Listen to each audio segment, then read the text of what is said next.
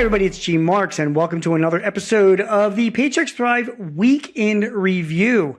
This is where we take a few items of news that impacts your business, and we talk a little bit about them.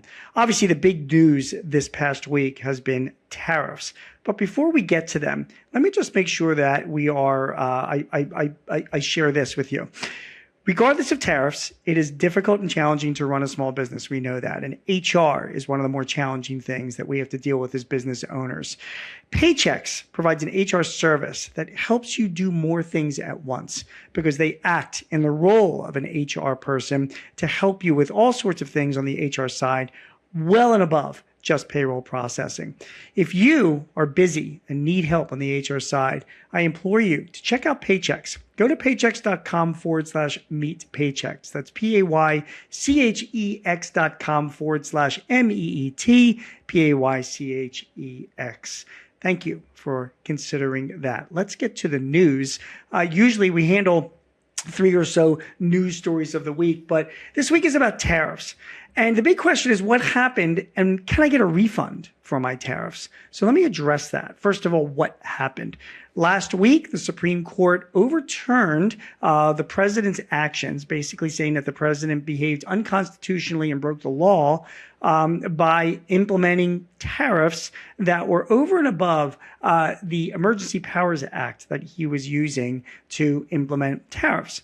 Now, this was also found by a lower court as well as by another court, an appeals court. And the Supreme Court finally weighed in and said the president did exceed his authority.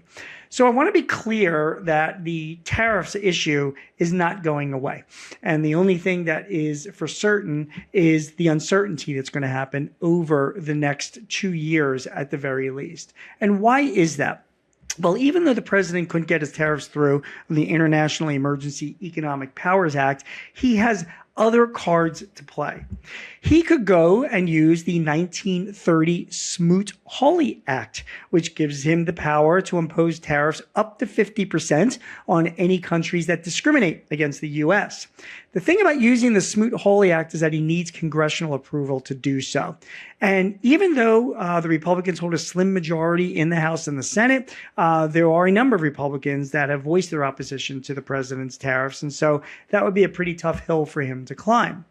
His second option is Section 122 of the 1974 Trade Act. This is a tariff that he can impose of up to 15% as a balance of payments authority on any country that he wants. And that is what his announced intention is to do, to increase the 10% global tariff to 15%. He is allowed to do this without congressional approval. However, he has a 150-day limit to this and would need congressional approval to continue. So this tariff that he has right now is in effect. He may increase this to 15%. At the time of this recording, it is not official. But even if he does, there's a 150-day limit to this tariff. Finally, though, is the card that he will most likely pay, which is under the Trade Expansion Act of 1962. It is the Section 232 of that act. Here, the president can enact tariffs on certain sectors and industries where he believes that this country is being discriminated against or is facing challenges from. The Biden administration did this in 2024, instituting tariffs on aluminum and steel and semiconductors and other products as well, certain industries that they are focusing on at the time. It was mostly China and their industries. But the president can do the same thing. Investigations are required. Public comment is required as well, but it does give the executive office a lot of flexibility, and that is what I expect to see the president do.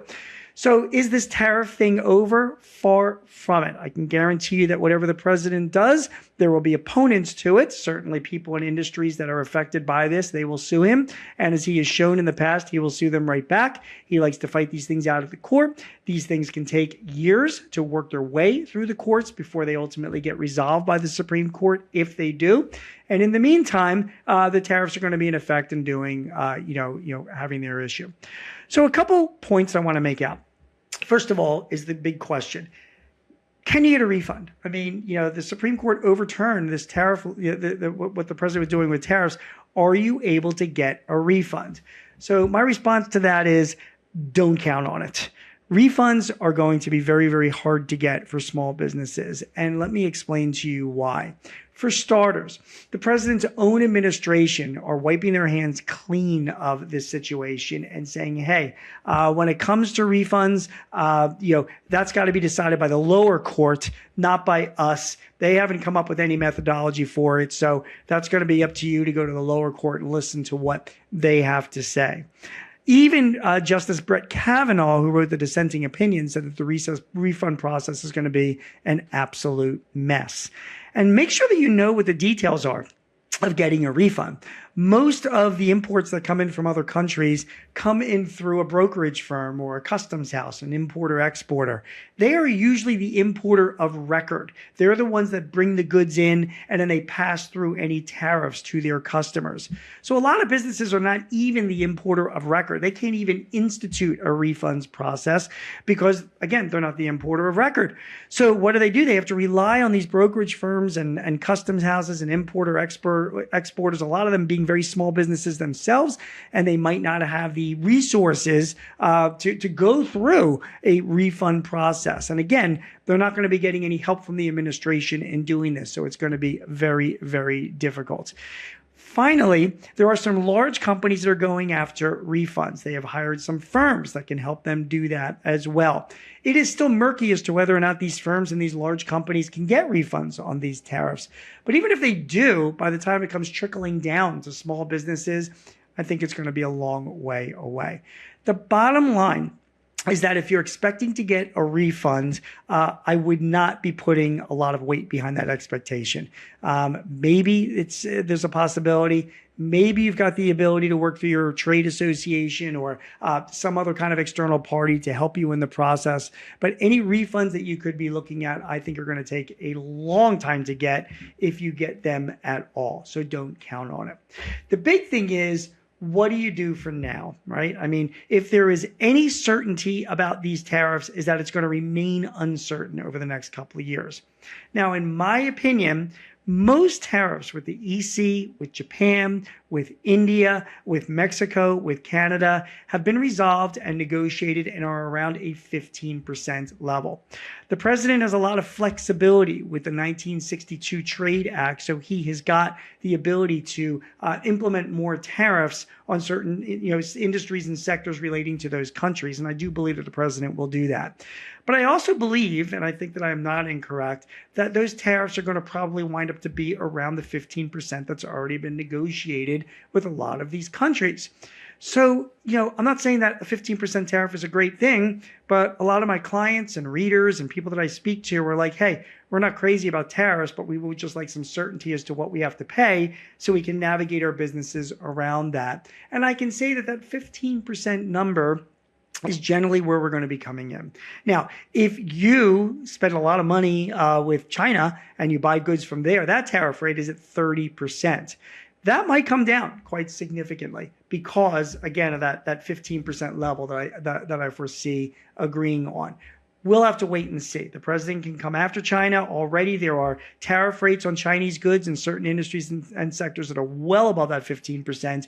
So I don't really know what is going to happen with China, but it is still, there is a shot that it could come down. So what do you do as a business? Well, I mean, there are different cards you can play. You can lean into bonded warehouses and free trade zones, bring in those products there, pay no tariffs until you take them out when maybe those tariffs are that much lower.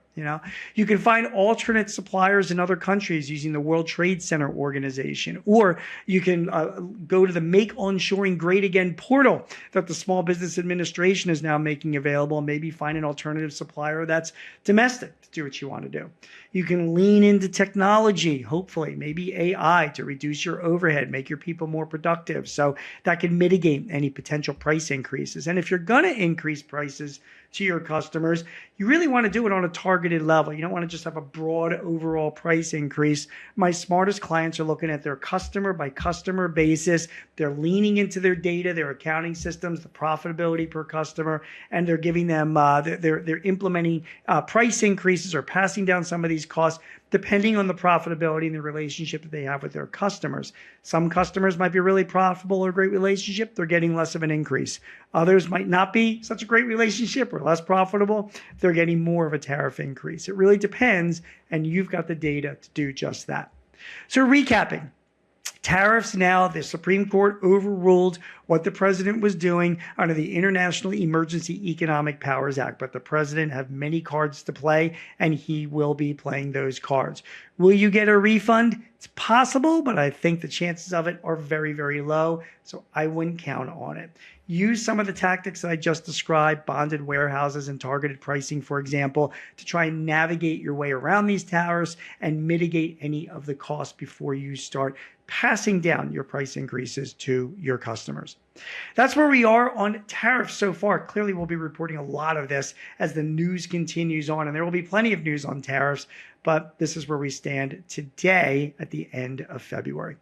You've been watching this week's episode of the Paychex Thrive Week in Review. My name is Gene Marks. Again, if you need any help or tips or advice in running your business, go to paychex.com/thrive and you can sign up for our Thrive newsletter. And if you need any help on the HR side, visit paychex.com/meet Paychex. And you can get some much needed help to hopefully help you operate your business at a much more profitable level by letting Paychex take away some of the administrative burden of your employees and HR duties. Again, my name is G Marks. Thanks for watching or listening. We'll see you next week with another episode of the Paychex Thrive Week in Review. Take care. Do you have a topic or a guest that you would like to hear on Thrive? Please let us know.